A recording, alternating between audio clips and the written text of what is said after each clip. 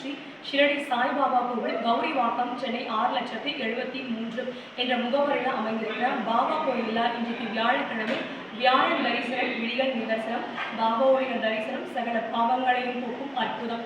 அப்படிப்பட்ட ஒரு அற்புதமான ஒரு குருநாதருடைய சன்னிதானத்தில் இன்றைக்கு நாம தரிசனத்துக்காக வந்திருக்கோம். அனைவரையும் நம்ம கோயிலுக்கு வருக வருக என அடுத்தடுத்த விசேஷங்களுக்கும் தொடர்ந்து நடைபெறுகிற ஆரத்தி மற்றும் அபிஷேகம் அலங்காரம் எல்லா தெய்வங்களுக்கும் நம்முடைய கோயில் நிர்வாகம் சார்பாக அனைவர் சார்பாக அன்போடு அழைக்கின்றோம். நீங்கள் உபயங்கள் பண்ணணும் பாபாவுக்கு, அது மட்டும் இல்லாமல் கோயில்களுக்கு நீங்கள் உங்களால் ஆன உதவிகளை நீங்கள் செய்யணும் நீங்கள் விருப்பப்படுகிறவர்கள் நிச்சயமாக நம்முடைய ஸ்ரீ சாய்பாபா கோவில் ட்ரஸ்ட் அப்படின்ற ட்ரஸ்ட் நீங்கள் காண்டாக்ட் பண்ணி ஐயாவோட காண்டாக்ட் நம்பர் நான் உங்களுக்கு கொடுக்குறேன். அந்த காண்டாக்ட் நம்பரில் நீங்கள் காண்டாக்ட் பண்ணி உங்களுடைய உபயங்கள் உதவிகள் நிச்சயமாக கோயிலுக்கு வந்து சேரும்படியாக நீங்கள் முயற்சிகள் எடுக்கலாம். ஃப்ரெண்ட்ஸ், இன்னைக்கு நம்ம ஸ்ரீ சாய் சச்சரிதம் அத்தியாயம் பாஸ் பண்ண பார்ப்போம். இன்னைக்கு நம்ம ஸ்ரீ சாய் சச்சரிதத்தில் அத்தியாயம் 27 நிறைவு பகுதி இன்னைக்கு நம்ம பார்க்க போகிறோம். விஷ்ணு சகஸ்ரநாமம், ஸ்ரீமத் பாகவதம் ஆகியவற்றை கொடுத்து அனுகூலம் செய்து, அதாவது நம்ம படிக்க வேண்டிய புத்தகங்கள், ஆன்மீக சம்பந்தப்பட்ட புத்தகங்கள் எல்லாத்தையுமே நம்ம குருவோட கை தீண்டலினால் ஏற்படும் நன்மைகள். ஏன்னா குருவோட கை பட்டாலே நம்மளுடைய வாழ்க்கையில இருக்கக்கூடிய அனைத்து பாவங்களும் போயிடும். அப்படிப்பட்ட ஒரு குருநாதனுடைய கைகளில் நாம் படிக்க வேண்டிய புத்தகங்களை கொடுத்து ஆசீர்வாதம் செய்து திரும்ப பெற்றுக்கொள்ளுதல். தீட்சித்தோட விட்டல் காட்சி, கீதா ரகசியம், கபட்டை குடும்பம். தீட்சித்னா நாம இங்க காக்கா சாஹேப் தீட்சித் சொல்றோம். காக்கா சாஹேப் தீட்சித் ஷிரடியில் அவருக்குன்னு ஒரு தனியாக அவர் பேர வாதா ஒன்று இருந்துச்சு. ஒரு நாள் காக்கா சாஹேப் தீட்சித் அவருடைய விட்டல் காட்சி, அவருடைய வாழ்க்கையில நடந்த ஒரு சின்ன ஒரு அற்புதம் தான் இன்றைக்கு நம்ம விட்டல் காட்சி. விட்டல் காட்சி பாண்டுரங்கர் விட்டல் இருக்கார் இல்லையா, விட்டல் ரகுமாயி, அவருடைய காட்சி, அவருடைய ஒரு கனவு, அவருடைய ஒரு தரிசனம் கனவுல காக்கா சாஹேப் தீட்சித்துக்கு எப்படி கிடைச்சது அப்படிங்கிறது தான் இந்த விட்டல் காட்சி அத்தியாயம் 27 நம்ம பார்க்க போறோம். ஒரு காக்கா சாஹேப் தீட்சித் காலையில அவருடைய வேலைகள்லாம் முடிச்சுட்டு குளிச்சுட்டு அதுக்கு பிறகு தியானத்தில் ஈடுபடுறார். அப்படி தியானத்தில் ஈடுபடும் பொழுது அவருக்கு பாண்டுரங்கர் விட்டலுடைய ஒரு தெய்வீக காட்சி அவருக்கு கிடைக்கிறது. அப்போ பாபா அது தெய்வீக காட்சியை அவர் தரிசனம் பண்ணி முடிச்ச பிறகு தியானத்தில் பாபாவை பார்க்கறதுக்காக வராரு. அப்போ பாபாவை பார்க்கும்போது பாபா கேட்குறாரு, விட்டல் வந்தாரா அவரை நீங்க பார்த்தீங்களா?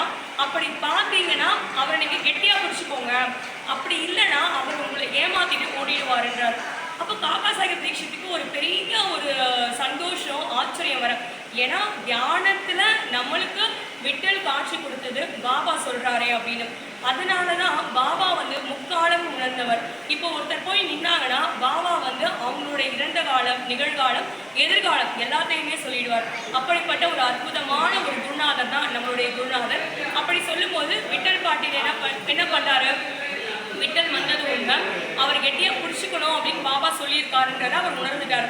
அப்போ அந்த வழியா, அந்த மசூதி வழியா ஒரு வியாபாரி ஒருத்தர் காலையில அந்த காக்கா சாஹேப் தீட்சித் விட்டல் எந்த ஒரு தரிசனம் பார்த்தாரோ பாண்டுரங்கர் விட்டலை, அதே மாதிரியான படங்களோட ஒரு வியாபாரி ஒருத்தர் போயிட்டு இருந்தார். அந்த படங்கள் எல்லாம் வித்துட்டு, அப்போ அந்த படங்கள் எல்லாம் வித்துட்டு போகும்போது அவர் என்ன பண்ணார்னா, நாம பார்த்த அதே பாண்டுரங்கர் விட்டல் தான் இப்போ இந்த வியாபாரி வித்துட்டு போறாரு. பாபா நம்ம கிட்ட சொல்லியிருக்காரு, விட்டல் பாட்டியில கெட்டியா பிடிச்சுக்கோங்க, இல்லாட்டி அவரு உங்களுக்கு ஒரு டேக்கானா இந்த இடத்துல அந்த ஒரு வார்த்தைகளை போட்டு எழுதியிருக்காங்க. அப்படின்னா என்னன்னா, நடுவிடுவாரு, உங்களை விட்டு போயிடுவாரு, நீங்க பத்திரமா அவரை பிடிச்சிக்கோங்க அப்படின்னு சொல்றாரு பாபா. அப்போ அந்த விட்டல் பாட்டிலுடைய அந்த விட்டல் அந்த ஒரு தரிசனத்தை அந்த வியாபாரி விட்டுட்டு போறாங்க இல்லையா, அந்த படங்களை வாங்கி காக்கா சாஹேப் தீட்சித் வீட்டில் வச்சுக்கிட்டாரு. இதன் மூலமா பாபா சொன்னது நீங்க பத்திரமா பிடிச்சிக்கோங்கன்னு சொன்னது, அதே மாதிரி இந்த படங்கள் மூலமா பாபா அவருக்கு சொன்ன ஒரு வார்த்தையோட குறிப்புகள் அப்படின்றது தான். அடுத்ததான் நம்ம பார்க்க போது கீதா ரகசியம். கீதா ரகசியம்னா பிரம்ம வித்தையை கற்பவர்களை பாபா எப்போதுமே நேசிக்கிறாரு, அவர்களை ஊக்குவிக்கிறார். உதாரணத்துக்கு ஒரு முறை பாபு சாஹேப் ஜோக், இவர் பேர் பாபு சாஹேப் ஜோக், இவங்க எல்லாருமே பாபாவுடைய அடியவர்கள் தான். அவர் ஒரு பார்சல் அவருக்கு வருது. அந்த பார்சலுக்குள்ள என்ன இருக்குன்னா, கீதா ரகசியம் அப்படின்னு ஒரு புத்தகம் இருக்கு. அந்த புத்தகத்தை யார் எழுதியிருக்காங்கன்னா, லோகமானிய திலகர் அப்படின்றவர் எழுதியிருக்காரு. அப்படி எழுதியிருந்த அந்த புத்தகத்தோட பாபாவை பார்க்கறதுக்காக போறாரு. பாபாவை பார்த்த உடனே குருநாதர் கால்களில் திருப்பாத கமலங்களில் ஆசீர்வாதம் பெற அவர் கீழே விழுந்து ஆசீர்வாதம் வாங்குறாரு. அப்போ ஆசீர்வாதம் வாங்கும்பொழுது அந்த புத்தகம் வந்து பாபாவுடைய பாதத்தில் விழுது. அப்போ அந்த பார்சலை வந்து பாபாவே பிரித்து அந்த புத்தகத்தை கீத ரகசியம் அந்த புத்தகத்தை வெளியில எடுத்து அதன் மேல ஒரு வாயை வச்சு அவருக்கு பாபு சாஹேப் ஜோக்கு கொடுக்குறாரு. இதை நல்லா படி, இதை முழுமையா படி, இதை பொறுமையா படி, அர்த்தம் உணர்ந்து படி. இதை படிக்கும் போது உன்னுடைய வாழ்க்கையில நீ ஒரு பெரிய நன்மையை அடைவாய். இதை முழுமையும் படி, உனக்கு நன்மை விளையும் அப்படின்னு பாபாவுடைய திருக்கரங்களால ஆசீர்வாதம் அளிக்கப்பட்டு அதன் மேல உருவா வச்சு பாபு சாஹேப் ஜோகுக்கு பாபா கொடுக்குறாரு. அடுத்ததா கபர்டே குடும்பம். இவங்க ஃபேமிலி பார்த்தீங்கன்னா பாபா மேல அவ்வளோ ஒரு அக்கறை, அவ்வளோ ஒரு பாசம், ஒரு குருநாதர், ஒரு தெய்வம், இதையும் தாண்டி ஒரு ஜென்மமா வந்த ஒரு உறவுனா கபர்டே குடும்பத்தை நம்ம சொல்லலாம். அது எப்படின்றத நான் சொல்லும் போது உங்களுக்கு அவ்வளோ ஒரு உணர்வு பூர்வமா இருக்கும். ஏன்னா பாபா வந்து அந்த கபர்டேவோட மனைவியா அவங்க 2-3 தலைமுறையினரா அவங்க பிறந்ததுலேருந்து எந்த குடும்பத்தில் பிறந்தாங்க, திருப்பி எந்த குடும்பத்தில் பிறந்தாங்க, அடுத்தடுத்து எந்தெந்த பிறப்புகள் பிறந்தாங்கன்றத ஒரு 4 ஜென்மத்தோட வரிசையா பாபா சொல்றாரு. அப்போ பாபாவுக்கும் நமக்கும் உள்ள தொடர்புன்றது ஒரு நாள் 2 நாள், ஒரு ஜென்மம் 2 ஜென்மம் இல்லை, இது ஜென்மமா தொடர்ற ஒரு உறவு அப்படின்றத பாபா இந்த கபர்டே குடும்பம் மூலமா இன்றைக்கு நம்மளுக்கு உணர வைக்கிறாரு. கபர்டேயை பற்றி அவர் குடும்பத்தை பற்றி இப்போ நம்ம சொல்ல போகிறோம். ஒரு முறை தாதா சாஹேப் கபர்டே ஷீரடிக்கு வந்து பாபாவை தரிசனம் பண்ணுறாரு. ஒரு நாள் 2 நாள் இல்லை, சில மாதங்கள் மாத கணக்காகவே பாபாவோட அவங்க தங்கியிருக்காங்க. அதெல்லாம் வந்து பாபா பற்றிய அந்த அவர்களுடைய உறவுகள், அவங்க பாபா ஷீரடியில வாழும்பொழுது கபர்டே சார் போனது, அது எல்லாமே கபர்டே ஒரு டைரி அப்படின்னு ஒரு புத்தகத்துல மிக அழகாக தனியாக எழுதப்பட்டிருக்கிறது அப்படின்றது ஒரு குறிப்பு இந்த இடத்துல. தாதா சாஹேப் அவர் வந்து கபர்டே சாதாரண மனிதர் கிடையாது, ஒரு பெரிய பணக்காரர். அவர் ஒரு பெரிய பணக்காரர், அது மட்டும் இல்லை ஒரு ஃபேமஸ் அட்வொகேட்டும் அவர் தான். டெல்லி கவுன்சிலோட ஒரு உறுப்பினர்கள் அவரும் ஒருத்தராக இருந்தார். அப்படிப்பட்ட ஒரு சிறந்த ஒரு அட்வொகேட் சொல்லும்பொழுது அப்போ அவர் ஒரு சிறந்த ஒரு பேச்சாளர். அது மட்டும் இல்லை நிறைய புத்திசாதுரியம் இருப்பவர், திறமையானவர். ஆனால் பாபாவை முன்னாடி வாயை திறந்து பேச மாட்டார். அவரோட அட்வொகேட்டு பெரிய பணக்காரர், ரொம்ப ஃபேமஸான personality in Shirdi, not only in Shirdi, all over the India. அப்படி இருந்தும் கூட பாபாவை பார்க்க வரும்பொழுது வாயை திறக்கவே மாட்டார், பேச மாட்டார். அதே மாதிரி தான் தாதா சாஹேப் கபர்டே, மூல்கர், பூட்டி இவங்க 3 பேருமே அமைதியாக தான் இருப்பாங்க. சாந்தம், எளிமை, பொறுமை, நற்பண்பு வாய்ந்தவர்களாக இருப்பாங்க. தாதா சாஹேப் மற்றவர்களுக்கு பஞ்சதசிகை அப்படின்ற ஒரு வித்யாரண்யரால் எழுதப்பெற்ற அத்வைத தத்துவத்தை பற்றி படித்து விளக்கும் ஒரு வல்லமை பெற்றவர். அந்த புத்தகத்தையே படித்து சொல்ற அளவுக்கு திறமை இருக்கும். ஆனா மசூதிக்கு பாபாவுக்கு முன்னாடி வந்த பிறகு ஒரு வார்த்தை கூட அவர் பேச மாட்டாரு. வேதங்களில் 4 வேதங்கள் ரிக், யசுர், சாம, அதர்வணம் வேதங்கள்ல கூட எவ்வளவுதான் கற்று சிறப்பானவரா இருந்தா கூட பிரம்மத்தை, பரம் பிரம்மம், நம்மளுடைய பிரம்மத்தை அறிந்தவர் முன்னாடி உண்மையிலேயே எல்லாமே வங்கி விடுகிறது. அவருடைய தரிசனம், பாபாவுடைய தரிசனத்துக்கு முன்னாடி நம்மளுடைய ஆன்ம அறிவு, நம்மளுடைய கல்வி அறிவு எல்லாமே எதுவுமே இல்லாம தரைமட்டமாக்கப்படுகிறது அப்படின்றது தான். இந்த நேரத்தில் நம்ம பார்க்கும்பொழுது தாதா சாஹேப் 4 மாதங்கள் தங்கியிருக்காரு. ஆனா அவங்களுடைய மனைவி, தாதா சாஹேப்போட மனைவி 7 மாதங்கள் தங்கியிருக்காங்க.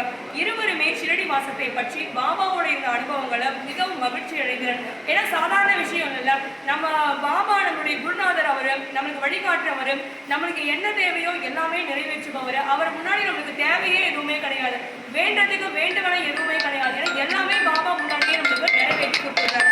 அந்த மாதிரி இருக்கும்பொழுது திருமதி கபர்டே பாபா மேல விசுவாசம், பக்தி, ஆழ்ந்த அன்பு இவைகள் எல்லாமே வச்சிருந்தாரு. ஒவ்வொரு மதியானமும் எப்படி நம்ம பாபாவுக்கு ஆரத்தி கொடுத்து நெய்வேத்தியம் சமர்ப்பிக்கிறாங்க இல்லையா, இதே மாதிரி அவங்க வந்து நேரடியா பாபா வாழ்ந்த காலத்திலேயே அவங்களே சமைச்சு கொண்டு போய் பாபாவுக்கு கொடுப்பாங்க.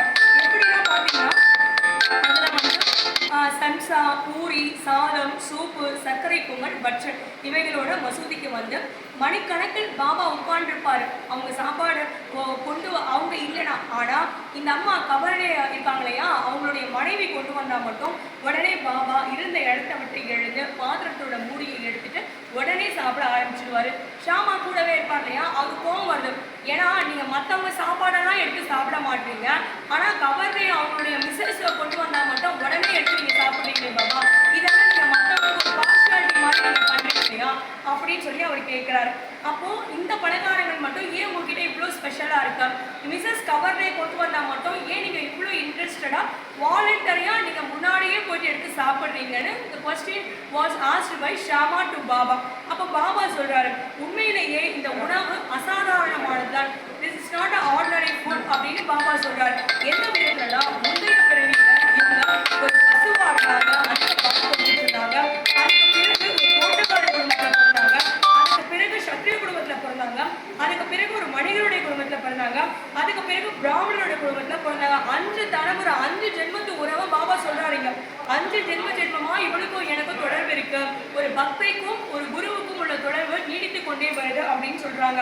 அந்த பாத்திரத்திலிருந்து அவருடைய அன்புன்ற பாத்திரத்திலிருந்து இந்த கவனங்களை நான் சாப்பிட்றேன். அதனால எனக்கு அவங்களுடைய உணவுன்றது ஜென்மமா எனக்கும் என் பக்தைக்கும் உள்ள உறவு தொடர்ந்து கொண்டே வருது. அதனாலதான் நானே முன்னாடி போயிட்டு அவங்களுடைய உணவை எடுத்து சாப்பிட்றேன். அது மட்டும் இல்லை, நான் திருப்தியா சாப்பிடுறேன். என்னோட கை கால் அதெல்லாம் கழுவிட்ட பிறகு பாபா ஏற்ப விடுறாரு. அப்பா ரொம்ப சூப்பரான ஒரு சாப்பாடு அப்படின்னு சொல்லி பாபா அவ்வளவு சந்தோஷப்பட்டாரு.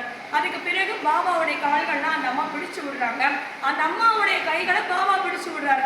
இதை பார்க்கும்போது ஷாமா சொல்றாரு, ரொம்ப வேடிக்கையா நல்லா இருக்கு. அவங்க காலை பிடிச்சு விடுறாங்க, நீங்க அந்த அம்மாவுடைய கைகளை பிடிச்சு விடுறீங்க.